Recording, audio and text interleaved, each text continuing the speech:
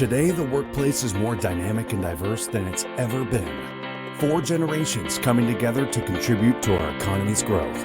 But new challenges in the workplace are growing each and every day. This podcast brings corporate leaders to you, sharing solutions and strategies to enhance your company's culture and bring your people together. Rise Up For You presents its newest podcast series, Workplace Solutions. People matter.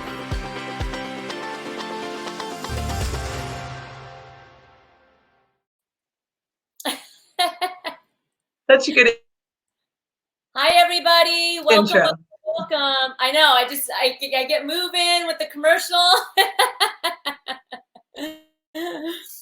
Hi, everyone. Thanks for joining. Lauren's going to be our host today. If those of you that do not know, Lauren Sweeney is a team member, a core coach and trainer with Rise Up For You. And we're going to be collaborating today and having a great discussion. So I'm going to pass that over to you, Lauren. Nada, so excited to be here with you today. And hello to everyone watching us or listening on the podcast. So we want to talk about emotional intelligence. And I know it's something, Nada, that you're passionate about. You were just featured about it in a magazine as well. How have you seen people make mistakes with emotional intelligence? And I hear you have 7 things that you actually want to go over in that realm. A little birdie told me, it's one thing to teach emotional intelligence, and it's one thing to think that you've learned it, but then how do you actually implement it? And what are some things that people do incorrectly when they're implementing it? Yeah, so you're right, Lauren. So as you know, because you work with us here at Rise Up For You, and those of you that are friends and connected with me on LinkedIn, I talk about emotional intelligence a lot. We do a lot of emotional intelligence training. It's probably our top training right now that we do with corporations. Most popular training, we get hundreds of people to sign up for our training specifically with EQ. But what no one's really talking about, which I think is really important to bring to the forefront, is you nailed it, Lauren. It's the mistakes that we make while we're building emotional intelligence. And I know you're probably thinking, can you make mistakes while building EQ? You can.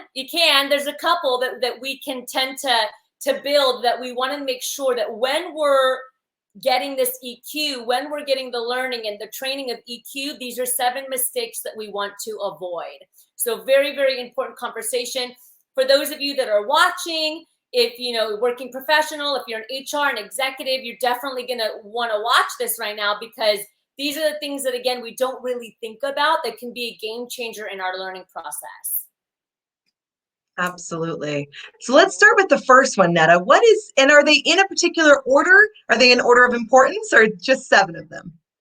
Just 7 of them, and then you can prioritize them. So if you're I love listening, it. you can decide. But the first one that I think is the most dominant one that I see quite often is that we lose empathy and we gain ego.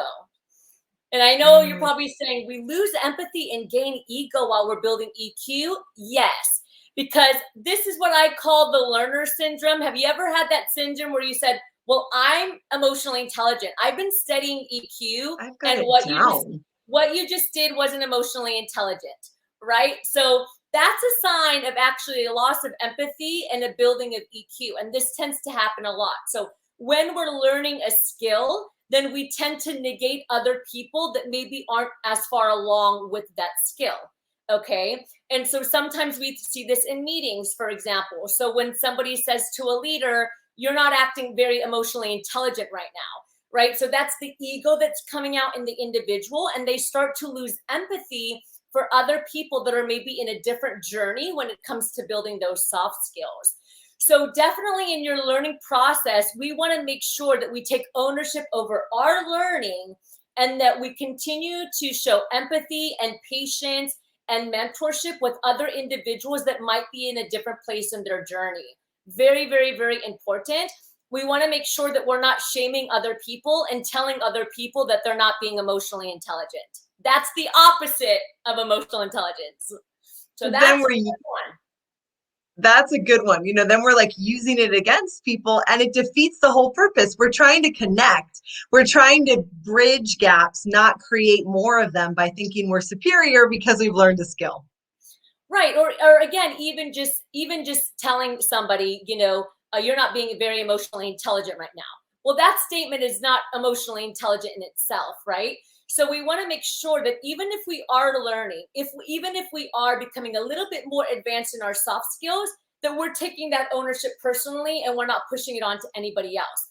Part of being emotionally intelligent is understanding how to shift and change and be socially aware with every single person that's in the room. So that's the first one. All right. Did you guys take notes? That's number one. Bring us number two, Nada. Number two. Number two, which again is all of these are my favorite. So I'm going to say that all 7 times. Number two is just because you learn emotional intelligence doesn't mean you are emotionally intelligent. Okay. Because as we know, specifically with soft skills and building emotional intelligence, it's not enough to know. Okay. So the knowledge is very easy to understand. And I say this all the time. Soft skills are very easy to comprehend. They're very easy to digest. Like we know we should be empathetic, be great leaders, have effective communication, build self-awareness, manage our motivation, right? Those are all things that all individuals say, yep, common sense, we get it. But the reason why soft skills and emotional intelligence are so challenging is because understanding is not enough. It's not like 2 + 2 = 4. Once we get it, done. We have it for the rest of our life. We actually have to build the muscle, okay? And that takes months, that takes years, that takes constant work to build your emotional intelligence and your soft skills. So just because you read a book about emotional intelligence or you do a training on emotional intelligence doesn't mean that you are now an EQ expert and that you're actually exercising emotional intelligence on a daily basis. I mean, I practice this every day of my life. We're training on it every day of our life. And I still have moments where I slip up, right? It's an everyday practice. I love that because we evolve as people, and the whole emotional intelligence is about learning about ourselves and then learning about others. And it's always moving and growing and developing. Absolutely. And life evolves too, right? So, you might be the most amazing human in the world, and then God forbid something really tragic happens, and then it just completely wipes you out. And now you have to rebuild that EQ muscle, right? Or you have to learn how to manage stress, or you have to learn how to manage your reactions or find motivation when you lost it. So this is very common. Absolutely. It's being a lifelong learner and having that growth mindset. Yes, yes. So that's step number 2. Step number 3 is one that people often don't realize until it happens, and that's when you're initially learning about EQ and doing the deep dive and self-awareness, that you take steps back emotionally, okay? And the reason why this happens is because the first pillar of emotional intelligence is self-awareness and it's self-management. So it's really like putting a magnifying glass on yourself. And if you're serious about building your emotional intelligence, and if you're serious about your growth, then you're going to do the deep dive. And when you do the deep dive, it sometimes can take you into a place of reflection. And it might take you a couple steps back emotionally when you recognize maybe some of the pain that you have, when you recognize some of the triggers, when you recognize some of the beliefs that you have. Especially when you're doing an assessment on yourself, and maybe and this is a practice that we do at Rise Up For You, where we ask other people to assess us as well. When you get that feedback and you recognize that, oh, people said some things about you that you didn't think were true. So again, you can take little steps back emotionally as you build self-awareness. So this is just something for people to be conscious of, right? So, I always use this example when I was an executive and I had 200 team members assess me because I was trying to build my leadership and my EQ. And the results that I got back weren't pretty. They weren't nice. So even though it was something that I needed to hear to grow, there was a couple of days in the week where I went into a little bit of a slump because I had the realization that maybe I'm not as good of a leader as I thought I am, right? So that reflection and that self-awareness, it can take us a couple steps back initially, but the more we continue to work on it, then we'll take huge leaps forward. I love that. Remembering it's a process and it's a journey, and to be kind to ourselves and to those around us as we're journeying through and growing. Absolutely. Absolutely. The fourth step we've kind of already touched upon, but I like to keep it in a separate category, and that's forgetting to maintain. Okay, so when we build EQ and maybe let's say we're going good for a couple months, people think our leadership is awesome, we feel confident, we forget to maintain it. And then when something happens out of nowhere, again, life happens, something in the workspace, something with a leader, then all of those behaviors start to creep up on us. Okay. So we really want to make this a practice every day to maintain the EQ on a consistent level, maintain emotional intelligence. Now, I know when I say EQ, it sounds very surfacey, but I want to remind everybody that emotional intelligence is 18 competencies that we use every single day of our life. Okay, so that's emotional awareness, accurate self-assessment, self-confidence, internal motivation, that's transparency, that's adaptability, that's growth mindset, that's emotional and stress management, right? That's just the first two pillars. Then we have social awareness, empathy, nonverbal cues and acceptance and tolerance, leadership, coaching, conflict management, being relatable, solution oriented. Did I get all of them? Just Boom, chick, Nada, you got it. Can you tell we do this a lot? So those things we're using on a daily basis. So we need to continue to maintain them constantly. Absolutely. The maintenance and the growth of them. So that was the fourth. What is the fifth one? Yes. The fifth one is not putting EQ in a box. Okay. So we have to recognize and we have to understand that the big picture of emotional intelligence is understanding that everybody has a different style of communication. Everybody has different beliefs. Everybody has different thoughts. And so the core of emotional intelligence is that you can adjust accordingly. Okay. What doesn't work is when you put it in a box. So for example, one of the strategies that we use is positive, constructive, positive, right? When it comes to feedback, but that's only one strategy. And the reason why that's only one strategy out of a whole bucket of strategies is because not everybody resonates with that strategy. And so that's very important to remember that when you're building emotional intelligence, when you get a couple strategies, don't stop there, because some of those strategies aren't going to work for your people or your team members, right? So the more you can learn, the more strategies you can gain, the more you can put in your toolbox, the better. Okay. So I've had leaders, for example, say, where you taught me positive, constructive, positive. And I said, well, I also taught you social awareness and learning who your team member is, right? So I'll tell you, if I had a leader and they did positive, constructive, positive, it wouldn't work for me, because I'm black and white gal. I'm like, tell me what you want, don't sugarcoat, don't fluff, and I'll make it happen. Right? So like all the positive for me is like, I don't need it. Just what do you want done? Okay. And so we have to recognize that everyone's going to be a little bit different. And so that's why when we teach EQ, Lauren, we have like 16, 20 different strategies so that you can use your emotional intelligence to say, which method do I use here? Or how do I approach this conversation? It's not going to be in a box. It's not going to be cookie cutter. That's right, because relationships are not cookie cutter, and it's our own self-awareness. Then it goes out to the others, right? For the first two pillars is about us. Yes. All right. Absolutely. That was our fifth. Bring it on, number 6. Okay, I like this one. So number 6 is that we stop at pillar number 1, which is building emotional awareness and expression, right? And confidence. So now the reason why this one comes up to me is because we had a client last week. I had a client last week that said, Nada, I expressed myself, okay? I expressed myself and I was confident, as you mentioned, and it didn't go well. I was like, okay, well, tell me what happened so we can coach through it. Well, she didn't express herself in the best way, meaning she lost management over her expression. Okay, so it's really important that we understand that emotional intelligence isn't just being about being emotionally aware and then expressing it. You have to manage your expression. Okay, you have to maintain your expression and make sure that you're changing it according to the person that you're talking to. I can throw a chair at the wall and say I expressed myself. That's not emotionally intelligent, right? So we really want to make sure that beyond the expression, beyond building the confidence, that we know how to manage it and communicate it in an effective manner. And that's very important. Absolutely. Because it has to be received, and we can't just lose all consciousness when we're speaking. That doesn't have a good impact for us or the others.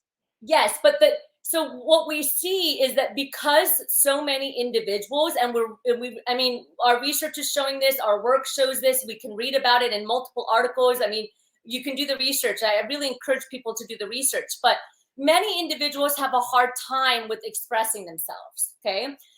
And Lauren, you know that we assessed over 1,000 working professionals in the last 6 months, and 82% of them said they struggled with confidence. Well, that's in the first pillar, okay? So expressing yourself, emotional awareness, and confidence fall under the first pillar. So when people do it, because it's not a common thing for them, it's a great win for them. And it's awesome that they're starting to express themselves, they're being more confident, but they stop there, right? They're like, oh, I had a win. And then they forget to take it to the next stage, which is, okay, now I need to manage how I express myself. Now I need to manage how I'm communicating confidently. Now I need to manage, how I'm expressing with different people that are in the room. And so it can go the wrong way if we don't add all of those elements of EQ. Absolutely. Absolutely. And that they all go together, and they go together in an important order. And there's a reason for that order, and it's like a cycle, right? Learning about ourselves, having better awareness. All right. And Absolutely. what's the next common mistake you see with EQ? So this is for all my leaders out there. Okay. One common mistake that I see with emotional intelligence is that we lose the ability to assert. We lose the ability to give direction and clarity and still create expectations. So what we see commonly is that when leaders are building that emotional intelligence, they're really focusing on empathy and understanding, right? Because as a leader, sometimes it can be difficult to understand your team, especially if they're not motivated or maybe they're not producing results. Most of the time leaders become leaders because they're high functioning in one capacity, right? Maybe they're high functioning in sales, they're high functioning in development. They might need help when it comes to developing people, but they're usually pretty strong in an area, which is why they got that leadership position, okay? So a lot of times leaders are working on that empathy component. They want to understand. They want to try to put themselves in the shoes of the team members. They want to try to coach. They want to mentor. But what happens sometimes is that they go to the extreme. So they want to be empathetic. They want to coach and mentor. And in doing that process, they forget to assert expectations. And then potentially team members can lose clarity. They can walk all over the leadership. And then it just becomes a little bit of a cluster. So we want to make sure that as a leader, you're still displaying empathy.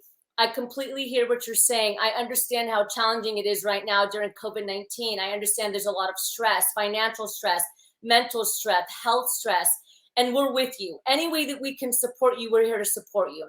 But I want to remind you that as a company, there are still some expectations that we have to withhold. Let me reiterate them for you, and then let's see how we can work together to ensure that we both have success. So you see what I'm doing here? That last component is very important. So it is possible to show empathy and to be kind and to mentor and coach while simultaneously saying, we still have some standards here that we need to hit. Okay, we can't let the whole company fold. We can't let the whole team go under. We still got to make sure we're meeting these marks. How do we bring the two together? Absolutely. Absolutely. It takes a lot. That's why it's a constant process, working on it, evolving with it, getting feedback, going back. Yeah. And that's why, I'm tired every day. Because, when we do so much training and we do a lot of coaching, and we have to be, or I have to be, and I know you as well, emotionally aware. When I go into a training and let's say there's 500 people or there's 40 people or there's 30, I have to be very conscious about who's in the room, even virtually, because that's gonna modify how I speak, how I show up, what I wear. Like those things are very, very important. So every day when you're on camera or when you're training or when you're coaching, emotional intelligence has to be at the forefront. I have to continuously ask myself, am I coming off empathetic? Am I mentoring right now? Am I being socially aware? Am I using verbiage that's going to resonate? All of those things are a part of emotional intelligence. And sometimes I feel that emotional intelligence, the word doesn't do justice to the actual meaning of what it is. Again, those 18 competencies that really are our entire life that we do every single day. We exercise every single day, whether it's with our loved ones or in the professional workspace. So sometimes I catch myself saying EQ and I'm like, I wish there's more to it just being EQ, because today it's becoming that buzzword. but it's really important to understand that there's a lot of depth behind EQ. And really every single challenge that we see in the workspace right now that has to do with people, diversity, equity, and inclusion, effective communication, leading remotely, maintaining company culture, helping your team get motivated, it all falls under emotional intelligence under those 18 competencies. But again, I'm seeing a little bit of a movement with emotional intelligence, and I know you are too, Lauren, where we're seeing more of it online. We're getting a lot of requests for training, a lot of requests for coaching, but I'm also starting to see the flip side of it the more we do this work on these 7 mistakes. And so again, very, very important, like not losing empathy, not getting more ego in the learning process. Again, that, I'm building EQ. Where are you at with your EQ? Like, we want to refrain from that, right? Really making sure that we keep learning. Learning doesn't mean that you can execute. Okay, not stopping at pillar number 1, continuously going. Okay, making sure that no matter what, we're not going backwards emotionally. Like, we don't stay there. So initially you're going to go backwards emotionally, right? But don't stay there. Like, keep exercising the EQ, because then it'll catapult you forward. Not putting emotional intelligence in a box, and really making sure that you don't lose the ability to assert. I love that. So important. And they all go together, and you need different ones at different times. Yes. And that takes emotional intelligence too, knowing when do I use which piece? Who am I in front of? Or am I with myself? And is it personal? Is it professional? How can I use EQ? And really, how can I myself and know around, really make the impact that I'm doing? Absolutely. Lauren, I think we're losing you a little bit. I think it's a sign that we have hit our LinkedIn mark with our show. You're just breaking up a little bit, but that's okay. I mean, we covered what we wanted to cover. If anybody has any questions, please message myself, message Lauren. We'd love to support you. Again, my name is Nada Nasserdeen, founder of Rise Up For You. Today, I was accompanied by Lauren Sweeney, who's one of our master coaches and trainers. And don't forget that we're live every single Wednesday around this time. I believe next Wednesday we have a guest. So that's going to be really, really, I know, super, super exciting for our guests to come on. So please join us, continue to share, like our video, and continue to connect with us. And again, any questions that you have, we're always here to share. Absolutely. It's great to be with you all today, and we'll see you soon. Yes. Thank you, everybody. Oh, and don't forget, we have a huge free Women's Leadership Conference coming up, celebrating International Women's Day and Women's History Month in March. It is open to everybody, so we don't exclude anyone, but all of our content and our speakers are geared towards women. Please join the event. It's completely free. We're just to celebrate. It's March 8th. You can head over to our our LinkedIn page, Rise Up For You, and the event is on there, and you can add in and register, and we'll see you there. Awesome. Bye, everybody.